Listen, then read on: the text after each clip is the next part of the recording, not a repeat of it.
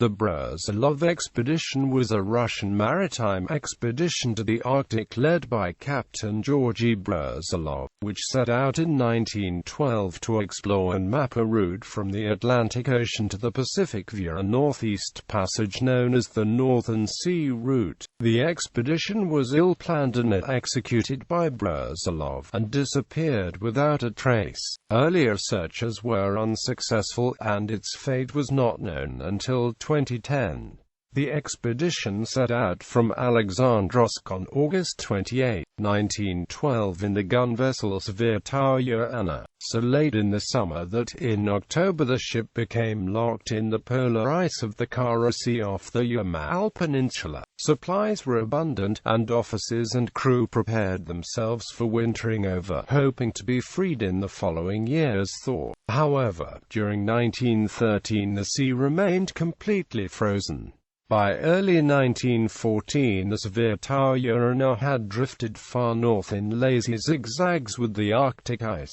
In the summer that year she reached 83 degrees of latitude, NW of Franz Joseph Land, and had no chance to be freed in 1914 either. To make matters worse, captain and crew had succumbed to scurvy. Navigator and second-in-command Valerian Albanov, believing that the position was hopeless, requested permission from Captain Brusilov to be relieved from his duties as second-in-command in order to leave the ship and attempt to return to civilization on foot. Albanov hoped to reach Ibee Island in Vidtenland, the northeasternmost island of Franz Joseph Land. He used Fridtjof Nansen's inaccurate map, full of dotted lines, where the archipelago was still unexplored. After a gruesome ordeal, Albanov and Alexander Conrad, one of the crewmen of the Svyataya Anna, finally made it back to Russia. They were the only two survivors. One of the members of the expedition was the second Russian woman to go to the Arctic, Yerminia Z.H. Danko, a 22-year-old nurse and daughter of a general who was a hero in the Russo-Japanese War.